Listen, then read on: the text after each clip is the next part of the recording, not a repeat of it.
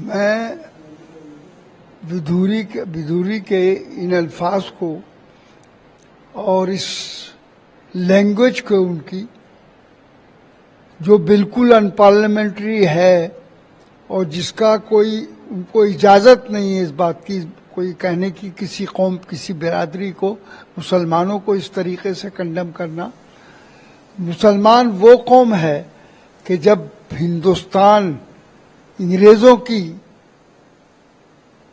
कब्जे में था और बेड़ियां पड़ी हुई थी हमारे गुलामी की, तब मुसलमान ने बढ़ चढ़कर सबसे इस हिंदुस्तान के लिए कुर्बानी दी, जेलें काटी, सीने पे गोलियां खाई जलियांवाले बाग में और बहुत जगह पर, और हर किस्म की तकलीफें सही, यहां तक कि फांसी के तख्ते को भी चूमा। कितने उलमा शहीद हुए, फांसी पर चढ़े, और ये तारीख गवाह है। लेकिन इसके बावजूद हम मुस्लिम कौम के लिए इस किस्म के ख्यालात करना, इस किस्म की बात करना और अनपार्लियामेंट्री लैंग्वेज पार्लियामेंट जैसी जगह में इस्तेमाल करना, बहरहाल कोई नहीं कर सकता, न इजाजत है किसी की। और जबकि स्पीकर साहब वहां पर मौजूद हैं, जो कोई कंट्रोलर हैं उसके हाउस के, बहरहाल उनकी मौजूदगी में, और उन्होंने बहरहाल जो कुछ भी कहा है, लेकिन ये नाकाफी है। बल्कि इनके खिलाफ सख्त कार्रवाई होनी चाहिए, इनको पार्टी से निकाला जाना चाहिए, इनकी मेंबरशिप खत्म होनी चाहिए। उससे पहले कोई सजा देना वो नाकाफी है इनके लिए।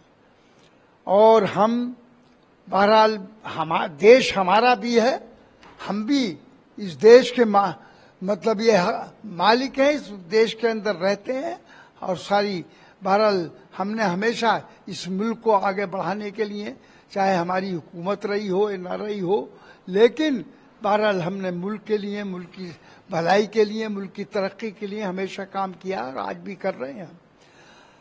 अगर विधूरी के पीछे अगर कोई बीजेपी की साजिश है तो इसको हम बर्दाश्त नहीं करेंगे। इसको साजिश को खत्म करने के लिए बहरहाल प्राइम मिनिस्टर साहब को इन्हें पार्टी से निकाल देना चाहिए और इनको सजा देनी चाहिए। ये देश के हालात बिगाड़ना चाहते हैं ऐसे लोग, और देश को मतलब ये कि आज मैं इस तरीके से कंडम कर इन्होंने इस जलील कराया है, और ये जो बातें कही हैं तो इससे उनकी पोजीशन कोई अच्छी नहीं बनी है। ये तो देश के लिए बहुत बुराई, बहुत ही यानी नाकाबिल बर्दाश्त मकाम है कि देश के अंदर सारी उनके हाथ में ताकत होते हुए इसके बावजूद उनका एक मेंबर पार्लियामेंट इस किस्म के अल्फाज इस्तेमाल करे।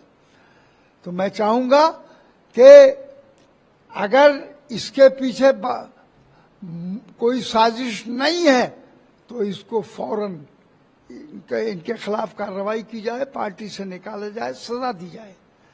जब हम मतलब ये समझेंगे कि इसमें, वरना अगर इस तरीके से मुल्क के हालात बिगाड़ने की कोशिश की गई और सन 24 पर की तैयारी इस तरीके से की जाएगी तो इसको कोई बर्दाश्त नहीं करेगा।